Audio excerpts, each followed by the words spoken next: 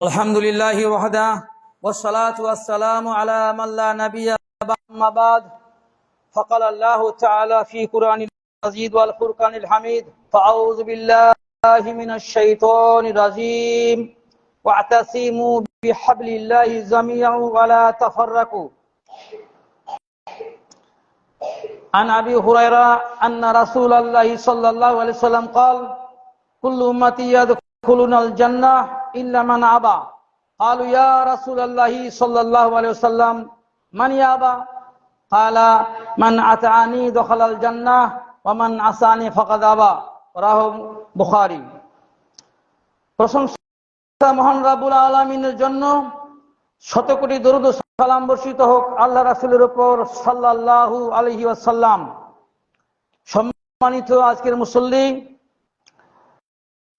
আমি আপনাদের সামনে সূরা আল ইমরানের 103 নম্বর আয়াত তেলাওয়াত করেছি এবং সহিহ বুখারী থেকে 7280 নম্বর হাদিস পেশ করেছি।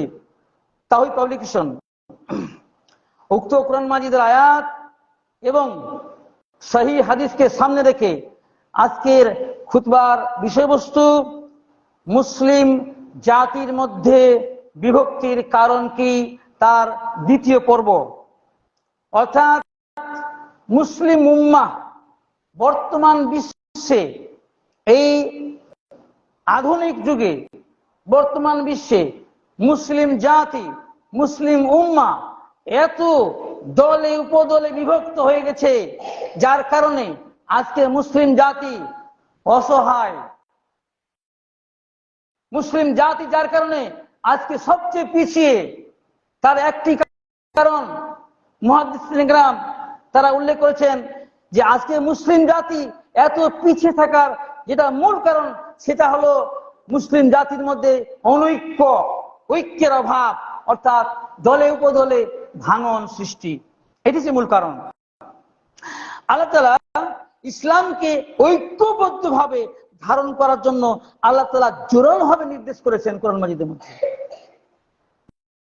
মুসলিম জাতি যেন এক হয়ে থাকে, তারা যেন দলে উপদলে বিভিন্ন মাযহাবে বিভিন্ন তরিকায় যেন বিভক্ত না হয়, যার জন্য আল্লাহ তাআলা কোরআনে সূরা আল ইমরান 103 নম্বর আয়াতে জোরালোভাবে আদেশ দিয়েছেন। আল্লাহ তাআলা মুসলিম জাতিকে উদ্দেশ্য করে বলছেন, ওয়া'তাসিমু বিহাবলিল্লাহি জামিআন ওয়া লা তাফাররাকু। আল্লাহ তাআলা বলছেন, তোমরা সবাই মিলে, সকলে, সমস্ত মুসলিমরা আল্লাহর রজ্জু, আল্লাহর রশিকে মজবুত ভাবে, দৃঢ়ভাবে ধরে রাখো, ফরজ করেছেন। ইসলামের মধ্যে ভাঙন সৃষ্টি করা, বিভাজন সৃষ্টি করা, বিভিন্ন মাযহাব তরিকায় ভাগাভাগি হওয়া, এটা একেবারে হারাম এই আয়াতের ভিত্তিতে। পরে আল্লাহ তাআলা আবার বলছেন, ওয়ালা তাফাররাকু, তোমরা পরস্পর বিচ্ছিন্ন হয়ে যেও না, পরস্পর নিজেদের মধ্যে দলে উপদলে ভাগাভাগি হয়ে যেও না। তাহলে বোঝা গেল বিভিন্ন দল উপদল, মাযহাব, ফিরকা, তরিকা এগুলো তৈরি করা কোনো মানুষের নামে, কোনো জায়গার নামে, কোনো হুজুরের নামে, সে যত বড় পরেজগার হোক না কেন, তার নামে যদি কোনো দল তৈরি হয়, কোনো মাযহাব তৈরি হয়, কোনো ফিরকা তৈরি হয়, তাহলে সেটা এই আয়াতের অনুসারে হারাম, হারাম, হারাম। বুঝা গেল? দেখেন, আজকে যে আমরা মুসলিম জাতি এত ভাগাভাগি হয়ে গেছি, এত দলে উপদলে বিভক্ত হয়েছি, এর পিছনে কিন্তু সাধারণ মানুষের কাজ না। এর পিছনে যার মূল যে মূল দায়ী, সে হলো কে? এই যে মুসলিম জাতি আজকে বিভিন্ন দলে উপদলে মাযহাবে বিভক্ত হয়ে গেছে, এর পিছনে মূল দায়ী কে? প্রথম কে দায়ী? ইবলিস। ইবলিস,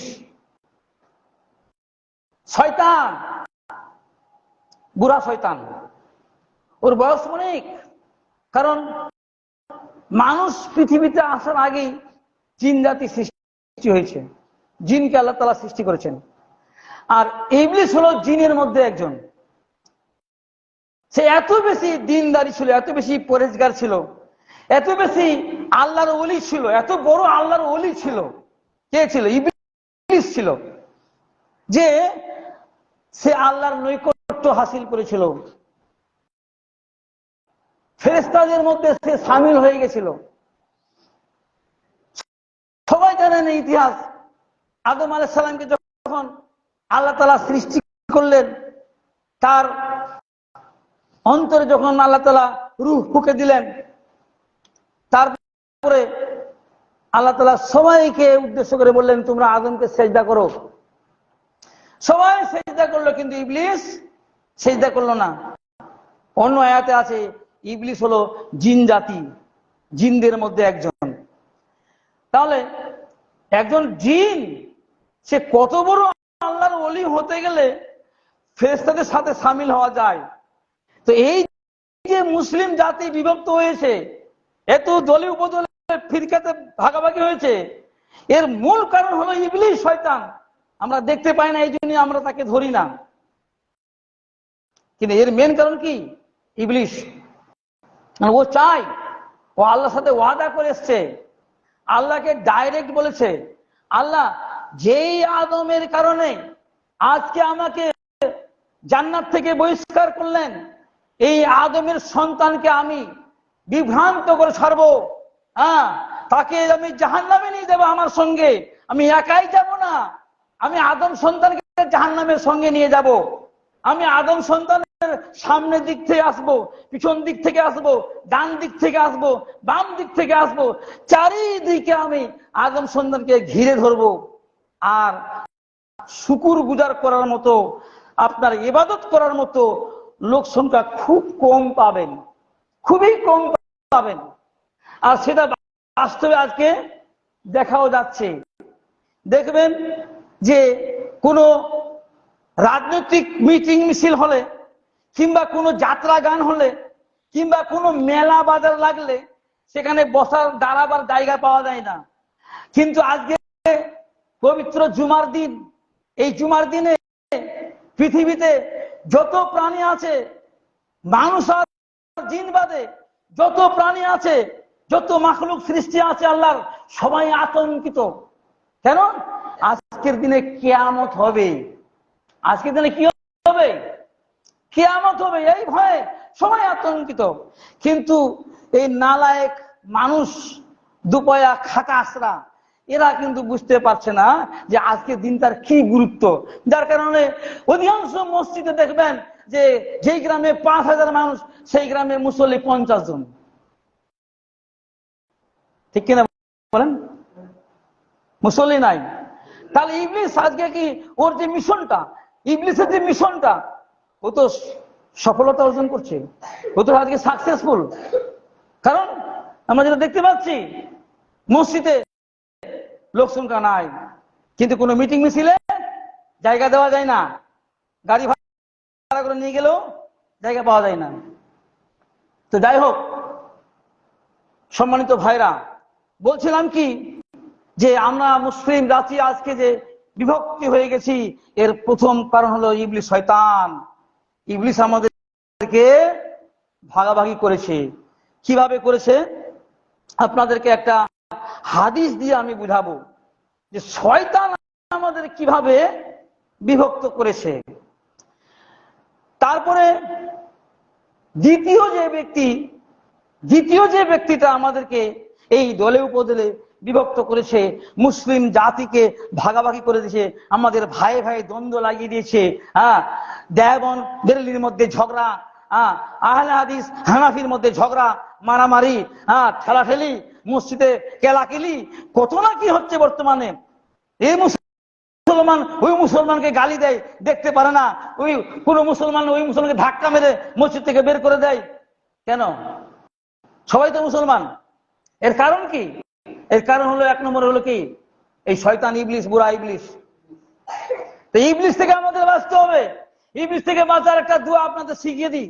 সেই দোয়াটা সবাই জানেন, কিন্তু আমরা ব্যবহার করতে পারি না, বা হয়তো সময় মতো ব্যবহার করি না। যখন শয়তানের ওয়াসওয়াসা আসবে মনের মধ্যে, কিংবা দুইজনের মধ্যে কোনো ঝগড়াঝাটি লাগবে, কিংবা মনোমালিন্য লাগবে, হয়তো মারামারি শুরু হবে, রাগারাগি শুরু হবে, রেগে আমার গলার রগ পর্যন্ত ফুলে যায়, অনেক সময় দেখা যায়।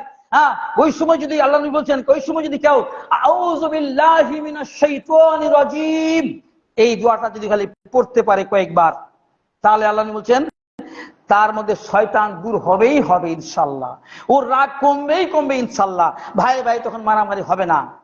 এইটা আমাদের শয়তান থেকে বাঁচার সবচেয়ে বড় হাতিয়ার। এই দোয়াটা বেশি বেশি করে আমাদের পাঠ করতে হবে, আউযু বিল্লাহি মিনাশ শাইতানির রাজীম। দ্বিতীয় যে ব্যক্তিটা আমাদের এই মুসলিম জাতিকে ভাগাভাগি করেছে সেটা হলো পথভ্রষ্ট আলেম, গুমরাহী আলেম, পেট পূজারী আলেম, দুনিয়াদারি আলেম, যারা শুধু ইলম অর্জন করেছে দুনিয়াকে হাসিল করার জন্য, বড় গাড়ি বাড়ি করার জন্য, মান সম্মান পাওয়ার জন্য, ইজ্জত পাওয়ার জন্য, বড় চেয়ার পাওয়ার জন্য আলেম হয়েছে, 10 বছর 12 বছর লেখাপড়া করেছে।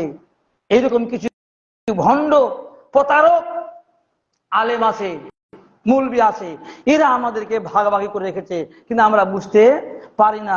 আপনাদেরকে নবী সাল্লাল্লাহু আলাইহি ওয়াসাল্লামের কথা হাদিস দিয়ে আপনাদেরকে বুঝাবো যে ভণ্ড আলেম, ভণ্ড কিছু মানুষ আছে যারা আলেম দাবি করে, তারা আমাদেরকে ভাগাভাগি এই মুসলিমের মধ্যে, মুসলিম ভাই ভাই আমাদের ঝগড়া বাঁধিয়ে রেখেছে। অথচ আমরা এক ছিলাম, আমাদের মধ্যে কোনো দলাদলি ছিল না, ভাগাভাগি ছিল না, সমস্ত মুসলিম জাতি এক ছিল, এক জাতি। সাহাবা ইকরাম থেকে আরম্ভ করে তাবা তাবিঈন শুরু করে 4 ইমাম যারা ছিলেন, আরো বিখ্যাত যারা ইমাম ছিলেন, মুহাদ্দিসিন ছিলেন, তাদের মধ্যে কোনো দলাদলি, কোনো ভাগাভাগি, কোনো ফিরকা, কোন মাযহাবি এগুলো ছিল না। তারা এক ইসলামের ছায়াতলে সবাই থেকেছেন। কিন্তু আজকে এই 2024 সাল দেখবেন, কত যে ফিরকা হয়েছে, কত যে দল হয়েছে, আল্লাহ পাকই ভালো জানে।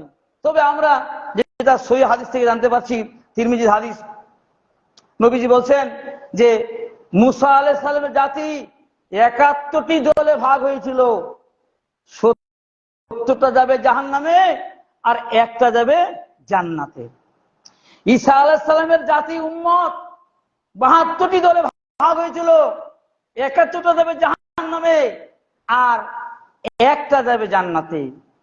তারপর নবীজি বলছেন আর আমার উম্মত 73টি দলে ভাগ হবে, 72টি যাবে জাহান্নামে, একটা যাবে জান্নাতে। কত বড় চিন্তার বিষয় যে মুসলিম জাতি 73টি দলে ভাগ হয়ে যাবে। নবীজি বলেননি যে ভাগ করো।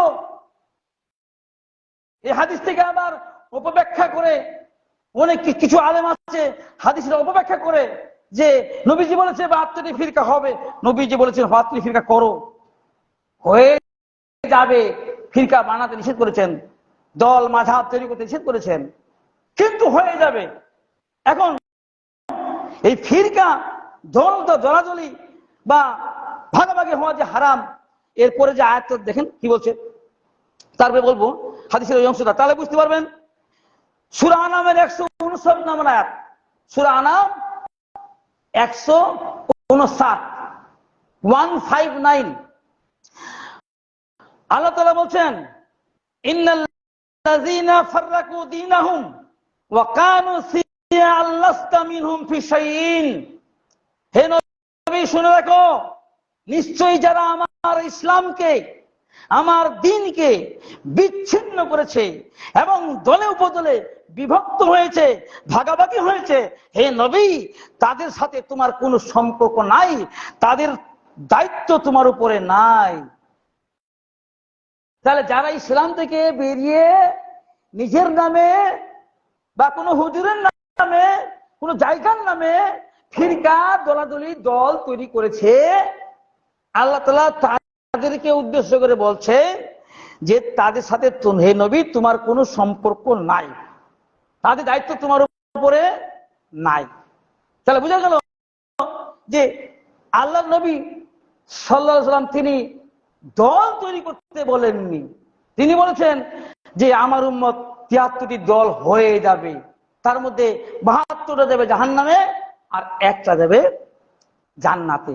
সাহাবায়ে কেরাম জিজ্ঞাসা করলেন, ইয়া রাসূলুল্লাহ মান হিয়া, ওই তারা কারা?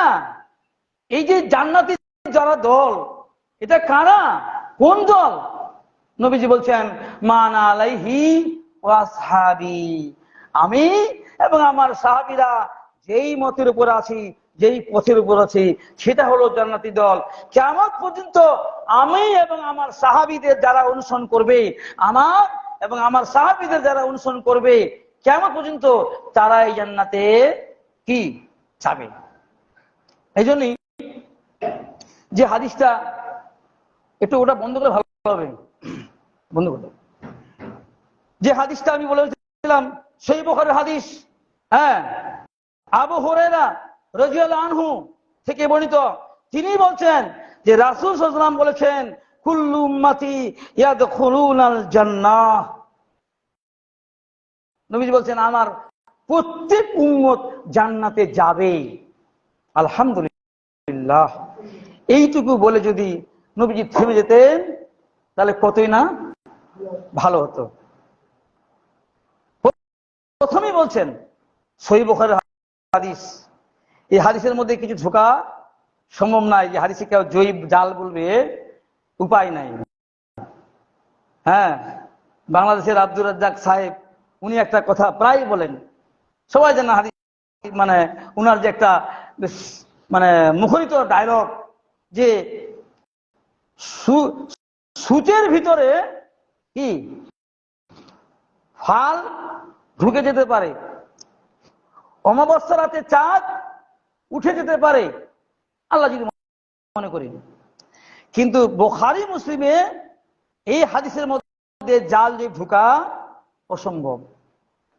তো নবীজি বলছেন, কুল্লু উম্মতি ইয়াদখুলুনাল জান্নাহ, আমার প্রত্যেক উম্মত জান্নাতে যাবে, ইল্লা মান আবা, তবে যারা আবা তারা যাবে না। দেখেন এখানে আবার নতুন কথা, নবীজি বলছেন ইল্লা মান আবা, যারা আবা ওরা জান্নাতে যাবে না। এখন এই আবা কারা জানতে হবে না?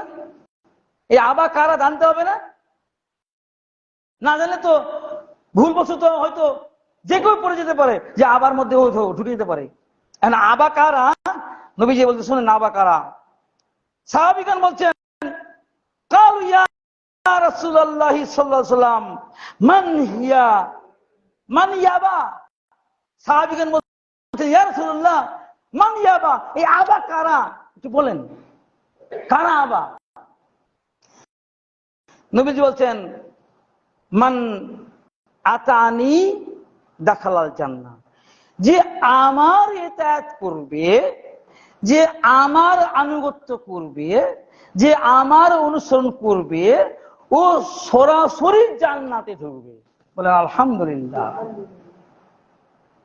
এখানে মিসালের কোনো প্রশ্ন নাই, এখানে ওই দ্বিতীয় রাস্তার কোনো প্রশ্ন নয়, একটাই রাস্তা, হাযা সিরাতি মুস্তাকিম, এটি হলো সরল পথ, একটা রাস্তা।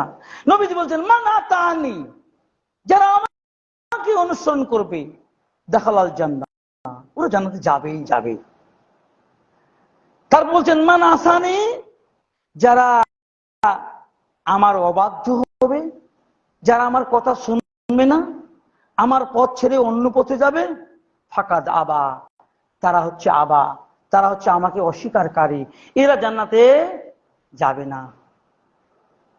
তো ভাইরা আমার, খুব সোজা রাস্তা, জান্নাতে যাওয়ার খুব সোজা রাস্তা। এই কিছু আলেম উলামা এরা পথটাকে মানে এমন ভাবে করে রেখেছে যে সঠিক পথ খুঁজে পাওয়া মুশকিল। কিন্তু নবীজি বলেছেন খুব সোজা, নবীজি বলছেন, মান আতানি দাখালাল জান্নাহ, আমাকে অনুসরণ করো, বেশি আমলের কোনো প্রয়োজন নেই, আমাকে অনুসরণ করো, আমি যা করেছি, যা আদেশ দিয়েছি সেটা অনুসরণ করো, তুমি জান্নাতে যাবে। মান আসানি, যারা আমার অবাধ্য হবে, যারা আমার কথা শুনবে না, ফাকাদ আবা, এরাই হচ্ছে আবা, এরাই হচ্ছে জাহান্নামী, এরাই হচ্ছে অস্বীকারী, এরা হচ্ছে রাসূলের দুশমন। অনেকে বলে জানেন যে এই যে ওহাবীর দল, এই যে ওই আহলে হাদিসের দল, এরা হলো রাসূলের দুশমন, এরা গুস্তাকি রসুল, এরা তো মানে নবীকে মানে না। কত কি শুনবো, আর শুনে শুনে কানটাও আর ভাল লাগে না। আমি খুব দুঃখের সহিত বলছি ভাইরা আমার, যারা বিভিন্ন মাযহাবে বিভিন্ন দলে ফিরকাতে বিভক্ত হয়ে আছেন, এই কিছু ভ্রান্ত আলেমের কথা মতো দলের মধ্যে ঢুকে জিন্দাবাদ জিন্দাবাদ করছেন। ভাইরা আমার, আমি ওই সমস্ত সাধারণ মানুষদেরকে বলছি, যারা আলেম ওরা খুব পাকা, ওরা সব জানে, জেনে শুনেও তারা ওই জায়গায় বসে আছে। কেন জানেন বসে কেন আছে? হ্যাঁ বলছিলাম, বলবো এই কথাটা কেন বসে আছে। যে বলছিলাম যে আমাদেরকে অনেকে বলে না যে এরা নবীর দুশমন, এরা নবীকে মানে না। আমরা তো একটাই কথা বলি যে কোরআন পড়ো, নবীর হাদিস পড়ো, এছাড়া অন্য কিছু বলেছি? কিছু বলেছি যে হুজুরকে অনুসরণ করো, অমুককে অনুসরণ করো, ধমুককে অনুসরণ করো, এই বাবার পথে চলো, ও বাবাকে মানো, বলিনি। কিন্তু এরা এই কিছু ভ্রান্ত আলেম, এই কিছু ভণ্ড আলেম, এরা এক ধরনের কবি, এরা কবিতা লিখেছে নিজের হাতে, ইসলামের কথা রচনা করেছে, আর বলছে এগুলো ইসলামে আছে, এগুলো আল্লাহর কথা। আল্লাহ তাআলা সূরা বাকারার মধ্যে বলছেন, যারা নিজের হাতে আমার দ্বীন বা নিজের হাতে রচনা করবে, লিখবে, আর বলবে মানুষকে যেটা আল্লাহর পক্ষ থেকে নাজিল হয়েছে, এরা জাহান্নামে যাবে। এরা করে কেন? পেটের স্বার্থে, নিজের কিছু পেটের স্বার্থে এরা নিজেরা রচনা করে। আর ওই যে মানুষ গড়া মানব রচিত কিছু ওরা যেটা লিখেছে, আমরা যেগুলো যখন মানি না, তখন বলে যে এরা রসুলের দুশমন, এরা একজন কবি। আর এই কবিকে অনুসরণ কারা করে জানেন? কবিকে অনুসরণ কারা করে? আমরা বারবার বলি, কবি নয়, নবীর অনুসরণ করো। আমরা একটাই কথা বলি, কবি নয়, নবীকে ধরো, কবিকে ছাড়ো। কিন্তু আমাদেরকে অনেকে বলে যে এরা নবীর দুশমন। আমরা নবীকে অনুসরণ করছি, হয়ে গেলাম নবীর দুশমন। এরা কবিকে অনুসরণ করছে, এরা হয়ে গেল নবীর বন্ধু হয়ে গেল। হায় হায় হায় হায়, এই আফসোস কাকে বলবো এগুলো কথা। যেমন আল্লাহ তাআলা আস-শুআরা, সূরা আস-শুআরার 224 নম্বর আয়াতে বলছেন, ওয়াস-শুআরাউ ইয়াত্তাবিউহুমুল গাউল, যারা কবিদের অনুসরণ করে তারা হচ্ছে বিভ্রান্ত, তারা হচ্ছে গুমরাহ। যারা কবির অনুসরণ করে তারা কি? বিভ্রান্ত। এটা কার কথা? এটা আল্লাহর কথা। কোথায় আছে? আস-শুআরা কত নম্বর আয়াত? 224 নম্বর আয়াত। আল্লাহ তাআলা বলছেন, যারা কবির অনুসরণ করে এরা হচ্ছে বিভ্রান্ত, এরা হচ্ছে গুমরাহী। আর প্রত্যেক গুমরাহির ঠিকানা কোথায়? জাহান্নাম। কুল্লু বিদাতিন জলালা ওয়া কুল্লু জলালাতিন ফিন্নার। প্রত্যেক গুমরাহ হচ্ছে পথভ্রষ্ট, আর প্রত্যেক পথভ্রষ্টের ঠিকানা কোথায়? জাহান্নাম। তো কি করে এই ওহাবীর দল, এই মানে নবীর গুস্তাখী দল, এরা নবীকে মানে না, নবীর পর দরুদ পাঠ করে না। চিন্তা করতে, আমরা দরুদ ইব্রাহিম পাঠ করি, যেই দরুদ না পাঠ করলে নামাজ হবে না, এটা আমরা মনে করি। কিন্তু ওরা কি করেছে?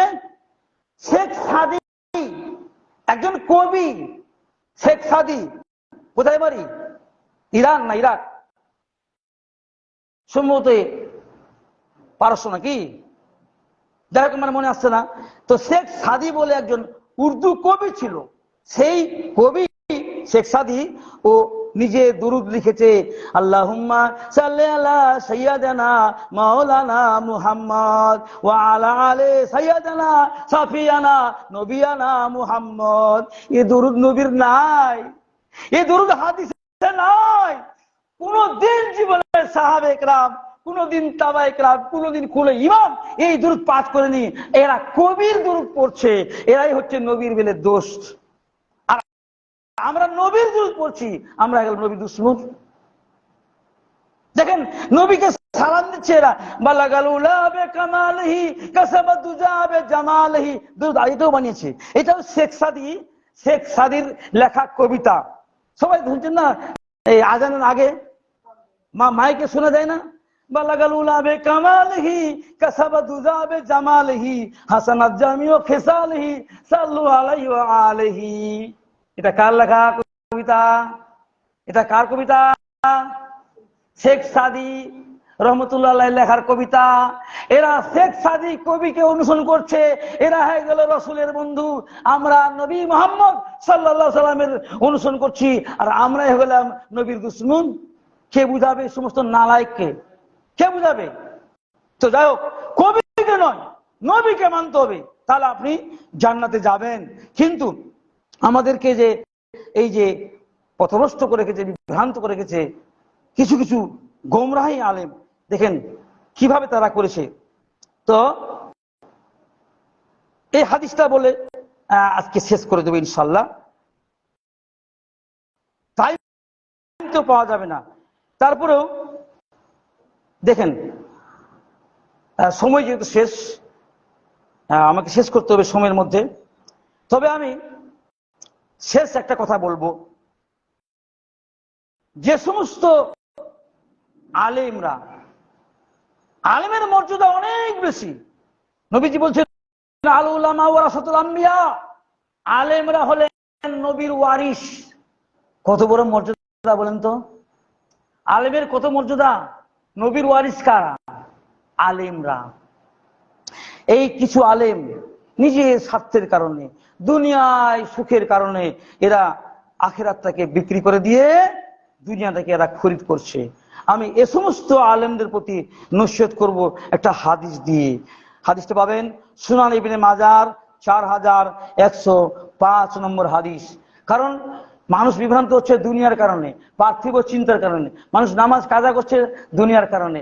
মানুষ কি বলবো যে মৃত্যু ঘটছে দুনিয়ার কারণে। মানুষ কৃপণ হচ্ছে দুনিয়ার সংসারের কারণে। মানুষ ধরেন যে কি বলবো বাতিল পন্থায় মাল ভক্ষণ করছে দুনিয়ার কারণে, পেটের কারণে। এখানে গাড়ি বাড়ি করতে হবে, ভালো নারী করতে হবে, গাড়ি নিতে হবে, আমজ করতে হবে, এই জন্যই তো বিভ্রান্ত হচ্ছে। তো আমি এই সমস্ত আলেমদেরকে বলবো, দেখেন দুনিয়া থেকে বিক্রি করে দেন, আখেরাতটা কিনেন, তাহলে দুনিয়া তো শান্তি পাবে আর আখেরাত তো শান্তি পাবেন। যারা দুনিয়া থেকে বিক্রি করে দিয়ে আখেরাতকে কিনবে, তারা দুনিয়াও শান্তি, আখেরাতও শান্তি। নবীজি স্বয়ং বলেছেন এই হাদিসের মধ্যে। সুনান ইবনে মাজাহ 4105 নম্বর হাদিস। হাদিসটি বর্ণনা করছেন আবান ইবনে উসমান রাদিয়াল্লাহু আনহু।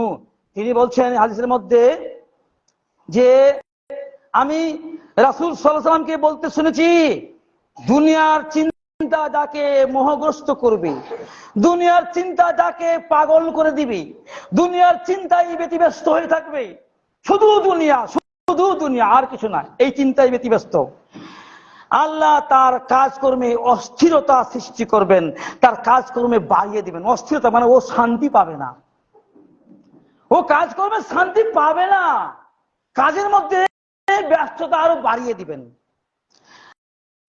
দরিদ্রতা তার নিত্য সঙ্গী হবে, অভাব তার সঙ্গী হবে, অভাব মিটবে না। অনেক কামাই হচ্ছে, এক একজন কিছু কিছু ভণ্ড আলেম আছে, ওদের কামাই দেখলে মাথা ঘুরে যাবে। এক একজন আলেমের ভুঁড়ি বড় বড়, কিছু কিছু আলেম আছে ও ভুঁড়ি নিয়ে হাঁটতে পারে না। যারা পরকালে চিন্তায় থাকবে ওদের ভুঁড়ি বাড়বে না, পারবে?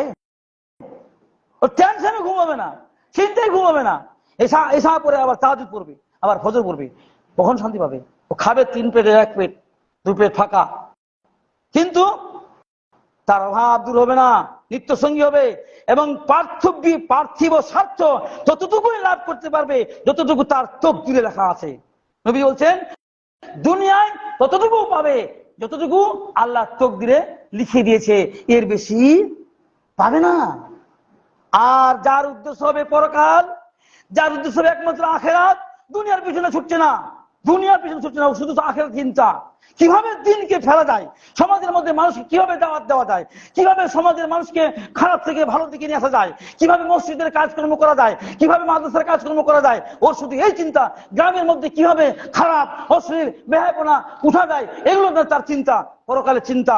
বলছে যার একমাত্র চিন্তা পরকাল আল্লাহ তার সব কিছু সুস্থ করে দিবেন, তার সব কাজ আল্লাহ তাআলা সুস্থ করে দিবেন, আর অন্তরকে ধনী বানিয়ে দিবেন, ঐশ্বর্যতে মণ্ডিত করে দিবেন, আর দুনিয়া স্বয়ং তার সামনে এসে হাজির হয়ে যাবে। দুনিয়ার মাল তার পিছন পিছন ছুটবে, টাকা তার সামনে আসবে, দুনিয়া তার সামনে হাজির হয়ে যাবে। সুবহানাল্লাহ। তাহলে কত বড় কথা! আল্লাহ তাআলা আমাদের কি বলছেন যে পরকালমুখী হতে হবে, দুনিয়া তোমার পিছন ছুটবে, আর দুনিয়ামুখী হলে পরকাল হারাবে, দুনিয়া হারাবে। আল্লাহ তাআলা আমাদের সবাইকে দিন বোঝার এবং সঠিক দিনের পর আমল করার তৌফিক দান করুক, আল্লাহুম্মা আমিন। আল্লাহ তাআলা আমাদের সমস্ত মুসলিম জাতিকে একতা হওয়ার তৌফিক দান করুক, আল্লাহুম্মা আমিন। আল্লাহ তাআলা আমাদের সমস্ত মুসলিম ভাই ভাই যেন মুসলিম শত্রুতা না থাকে, সমস্ত মুসলিমরা যেন ভাই ভাই হয়ে যেন আমরা বাঁচতে পারি, আল্লাহ তুমি আমাদের সেইটা তৌফিক দাও, আল্লাহুম্মা আমিন। আল্লাহ তাআলা আমাদের অন্তর থেকে যে কোন রকম অহংকার যেন আল্লাহ দূর করে দেন, আল্লাহুম্মা আমিন।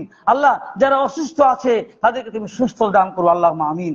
আল্লাহ যারা এখনো দিনের মধ্যে আসতে পারেনি, যারা মসজিদে এখনো আসতে পারেনি, আল্লাহ তাদেরকে তুমি মসজিদে আসার তৌফিক দান করো, আল্লাহুম্মা আমিন। আল্লাহ যারা বেকারত্ব আছে তাদেরকে তুমি একটা ভালো রিজিকের ব্যবস্থা করে দাও, আল্লাহুম্মা আমিন। আল্লাহ তাআলা, আল্লাহ তোমার কাছে আরো দাবি করছি, যারা অবৈধ কাজে মানে সুদ হারাম কাজে লিপ্ত আছে তাদেরকে তুমি রিজিকের বরকত দাও, আর সুদ থেকে বের হওয়ার তাদেরকে তুমি তৌফিক দান করো, আল্লাহুম্মা আমিন।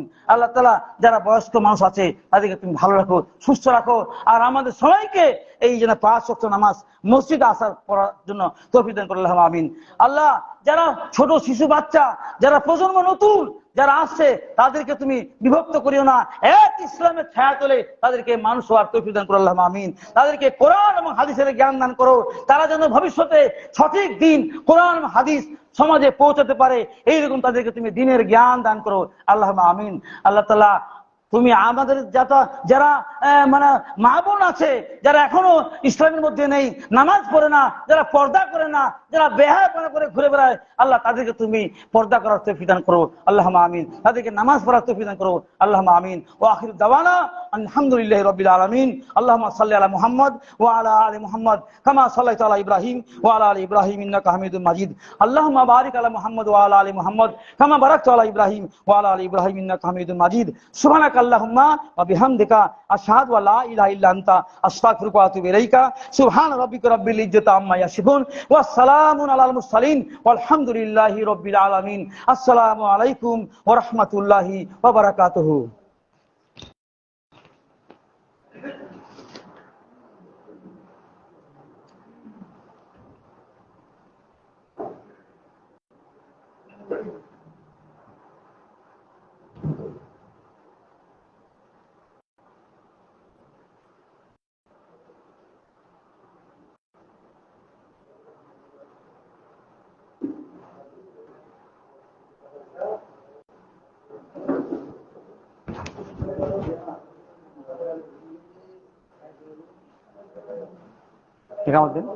আল্লাহু আকবার, আল্লাহু আকবার, আশহাদু লা ইলাহা ইল্লাল্লাহ, আশহাদু আন্না মুহাম্মাদুর রাসূলুল্লাহ, হাইয়া আলাস সালাহ, হাইয়া আলাল ফালাহ, আযযামুস সালাত, আল্লাহু আকবার, আল্লাহু আকবার, লা ইলাহা ইল্লাল্লাহ।